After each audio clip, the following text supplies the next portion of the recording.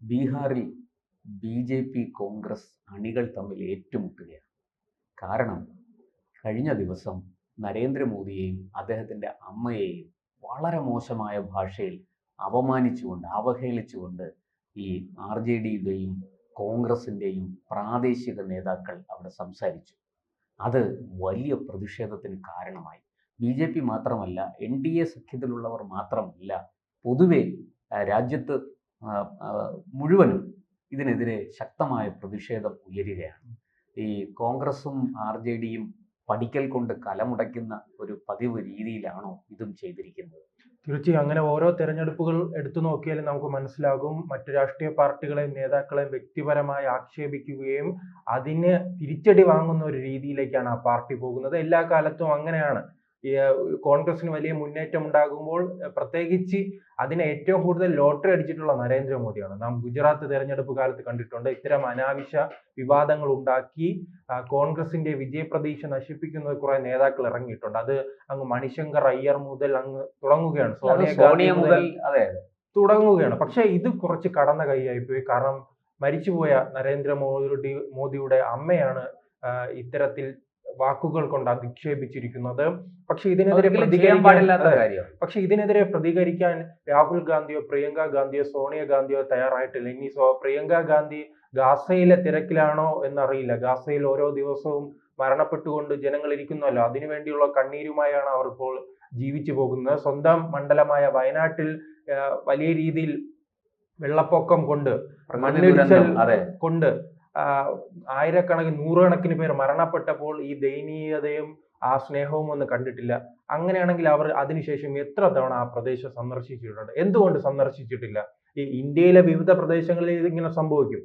അവിടെ ഒന്നോ രണ്ടോ തവണ ഈ ഒരു പൊതുപ്രവർത്തക എന്ന രീതിയിൽ നോക്കിക്കാണാം, അവിടെ പോയി എന്തെങ്കിലും അതിൽ ദുഃഖത്തിൽ പങ്കുചേരാം, അവർക്ക് സഹായങ്ങൾ നൽകാൻ.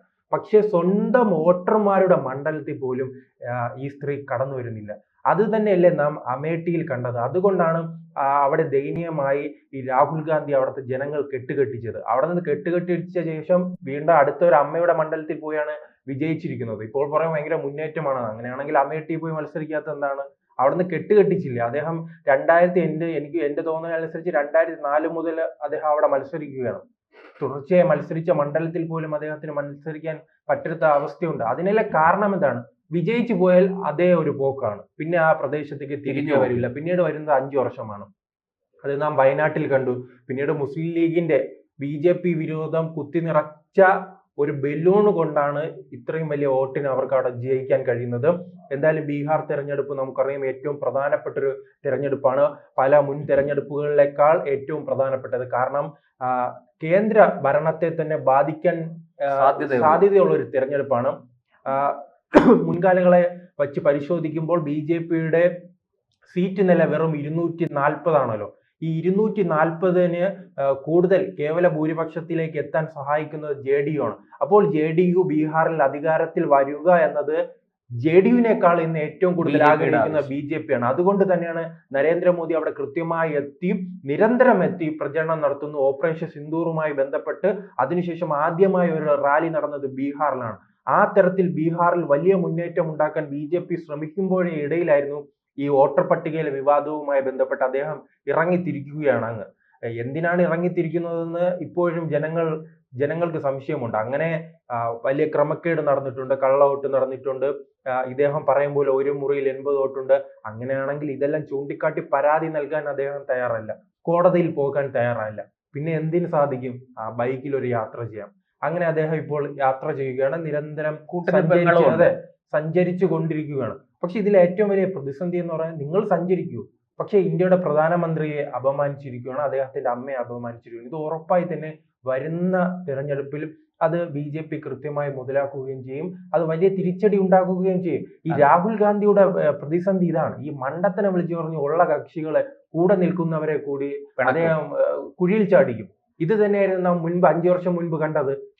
അവിടെ ഇപ്പോൾ മുഖ്യമന്ത്രി ആയിരിക്കാൻ ഏറ്റവും യോഗ്യനുള്ള വ്യക്തി തേജസ്വി യാദവ് ആയിരുന്നു. അദ്ദേഹം അവിടെ 5 വർഷം നിന്ന് കൃത്യമായി പ്രവർത്തിച്ച് RJDക്ക് വലിയ അടിത്തറ ഉണ്ടാക്കിയെടുത്തിട്ടുണ്ട്. ലാലു പ്രസാദിന് ശേഷം അദ്ദേഹം ജയിലിൽ പോയതിനു ശേഷം ആ പാർട്ടി പൂർണ്ണമായി തന്നെ അവിടെ പിന്നോട്ട് പോകുന്ന അവസ്ഥയുണ്ട്. പക്ഷേ അതിനുശേഷമാണ് അദ്ദേഹം മറ്റൊരു മകനെ അവിടെ കൊണ്ടുവരുന്നത്. ആ മകനെ കൊണ്ട് സാധിക്കില്ല എന്ന് കണ്ടപ്പോഴാണ് തേജസ്വി യാദവ് അവിടെ കടന്നു വരുന്നത്.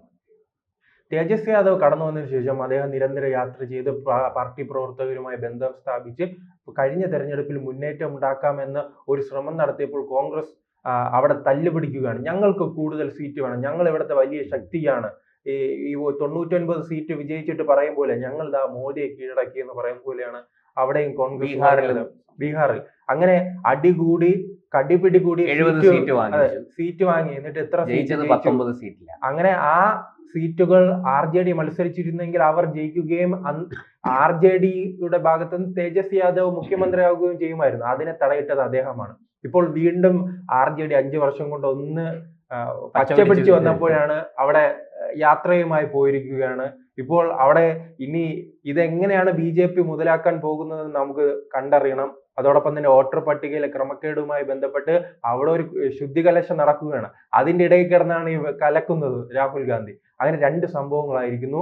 അപ്പോൾ ഇതിൽ നിന്ന് വ്യക്തമാകുന്ന വരുന്ന തെരഞ്ഞെടുപ്പിലും തേജസ്വി യാദവിന് മുഖ്യമന്ത്രിയാകാൻ കഴിയില്ല. അത് ആരുടെ സഹായം കൊണ്ടെന്ന് ചോദിക്കുമ്പോൾ അത് രാഹുൽ ഗാന്ധിയാണ് പേര്. രാഹുൽ ഗാന്ധി നെഹ്റു കുടുംബത്തിനെ ഏറ്റവും മോശമായ ഒരു അവസ്ഥയിൽ കൊണ്ടെത്തിച്ചു, കോൺഗ്രസിനെ മോശമായ അവസ്ഥയിൽ കൊണ്ടെത്തിച്ചു. കാരണം കോൺഗ്രസിന്റെ ചരിത്രത്തിൽ തന്നെ ഈ രാഹുൽ ഗാന്ധി നയിച്ചപ്പോഴാണ് ഏറ്റവും കുറവ് സീറ്റ് ലഭിച്ചിരിക്കുന്നത്. 44 സീറ്റ്. കോൺഗ്രസിന്റെ ചരിത്രത്തിൽ തന്നെ ഇത്രയും താഴെ പോകുന്ന ഒരു അവസ്ഥ നാം കണ്ടിട്ടില്ല. പിന്നീട് അദ്ദേഹം വളരെ കഷ്ടപ്പെട്ട് 8 സീറ്റ് വർദ്ധിപ്പിക്കുന്ന കണ്ടു. 5 വർഷം കഴിഞ്ഞിട്ട് 52 നിൽക്കുന്നു.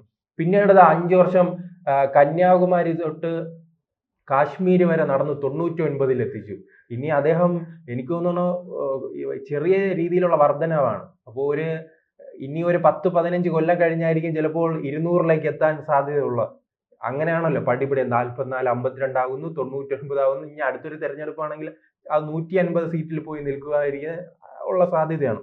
എന്തായാലും കോൺഗ്രസിനെ സംബന്ധിച്ചിടത്തോളം ഈ യുവരാജാവ് വലിയ പ്രതിസന്ധിയാണ് ഉണ്ടാക്കുന്നത്. ഇപ്പോൾ ആ പ്രതിസന്ധി സ്വന്തം ഘടകകക്ഷികളിൽ കൂടി പടരുന്ന സാഹചര്യമാണ് ഉള്ളത്. ഇത് കൃത്യമായി മനസ്സിലാക്കിയത് കൊണ്ടാണ് AAP ജീവനും കൊണ്ട് ഓടുന്ന സാഹചര്യമുണ്ട്. തൃണമൂൽ കോൺഗ്രസ് ബംഗാളിൽ ഈ പാർട്ടി അടുപ്പിക്കാറില്ല, CPM അടുപ്പിക്കാറില്ല. ഡൽഹിയിൽ പോകുമ്പോൾ കൈകൊടുക്കുമെങ്കിൽ സ്വന്തം സംസ്ഥാനത്ത് വരുമ്പോൾ ചവിട്ടി പുറത്താക്കുന്ന ഒരു അവസ്ഥയുണ്ട്. കഴിഞ്ഞ ലോക്സഭാ തെരഞ്ഞെടുപ്പായാലും നിയമസഭാ തെരഞ്ഞെടുപ്പായാലും ഇന്ന് കേരളത്തിൽ വരുമ്പോൾ പിണറായി വിജയൻ ഉൾപ്പെടെയുള്ളവർ ഇദ്ദേഹത്തെ തെറി വിളിക്കുന്നത് നാം കണ്ടിട്ടുണ്ട്. കൈ കൊടുക്കുന്നതും കെട്ടിപ്പിടുത്തവുമെല്ലാം ഡൽഹിയിലാണ്. കേരളത്തിൽ പോലും ഇദ്ദേഹത്തെ അടുപ്പിക്കുന്നു. ഇങ്ങോട്ട് വന്നാൽ പിന്നെ അങ്ങനെ ഓരോ സംസ്ഥാനങ്ങളും എടുത്തു നോക്കിയാൽ നമുക്ക് മനസ്സിലാകും രാഹുൽ ഗാന്ധി വരുത്തിവെക്കുന്ന വിനയാണ് ഈ പ്രശ്നങ്ങൾക്ക് കാരണം. ഈ നരേന്ദ്രമോദിയെ വേട്ടയാടാൻ ശ്രമിക്കുന്നവർ ഒരു കാര്യം മനസ്സിലാക്കേണ്ട ഒരു ആവശ്യകതയുണ്ട്. അദ്ദേഹത്തെ എതിർക്കാൻ ശ്രമിക്കും തോറും അദ്ദേഹത്തിന്റെ ശക്തി വർദ്ധിക്കുകയും അദ്ദേഹത്തിന് അനുകൂലമായ ഒരു സാഹചര്യം രൂപപ്പെടുകയാണ് പഴയ ഏത് തെരഞ്ഞെടുപ്പുകൾ എടുത്തു നോക്കിയാലും മനസ്സിലാക്കുക. അല്ലാതെ ഈ നരേന്ദ്രമോദി ചെയ്യുന്നത് പോലെ വികസനവും അതോടൊപ്പം തന്നെ അവിടുത്തെ ജനങ്ങളുടെ പ്രശ്നങ്ങൾ അഡ്രസ്സ് ചെയ്ത് പുതിയ രാഷ്ട്രീയം പറഞ്ഞില്ലെങ്കിൽ ഒരു കാലത്തും കോൺഗ്രസിന് മുന്നേറ്റം ഉണ്ടാക്കാൻ കഴിയില്ല. കഴിഞ്ഞ ലോക്സഭാ തെരഞ്ഞെടുപ്പ് കാലത്ത് ഉയർത്തിവിട്ട വിവാദം തന്നെയാണ് അദ്ദേഹം ഇപ്പോഴും പിന്തുടരുന്നത്. ഈ ഭരണഘടനയുമായി ബന്ധപ്പെട്ട് അങ്ങനെ നടക്കുകയാണ് അദ്ദേഹം. ഭരണഘടന ഉയർത്തിപ്പിടിച്ച് അത് 2024 തന്ത്രമായിരുന്നു. നാം ഈ മോദിയുമായി ബന്ധപ്പെട്ട് നമുക്ക് പരിശോധിച്ചാൽ മനസ്സിലാവും. 2014 അദ്ദേഹം ഗുജറാത്ത് മോഡലാണ് മുന്നോട്ട് വയ്ക്കുന്നത്. 2019 വേറൊരു രീതിയിലാണ്. ഞാൻ വികസനങ്ങൾ ചെയ്തു തുടങ്ങിയിട്ടുണ്ട്, അതിനൊരു തുടർച്ച വേണമെന്നാണ് പറയുന്നത്. 2024 വരുമ്പോൾ ഞാൻ വികസനങ്ങൾ ചെയ്ത എനിക്ക് വേണ്ടി വോട്ട് ചെയ്യുമെന്നാണ് അദ്ദേഹം പറയുന്നത്. ഓരോ തെരഞ്ഞെടുപ്പിലും വ്യത്യസ്തമായ ആശയങ്ങളും അതോടൊപ്പം തന്നെ പദ്ധതികളുമാണ് നടപ്പിലാക്കുന്നത്. ഈ രാഹുൽ ഗാന്ധിക്ക് ഒരു മാറ്റവുമില്ല. അത് തന്നെയാണ് 2024 ഒരു ഭരണഘടനയുമായി വരുന്നു.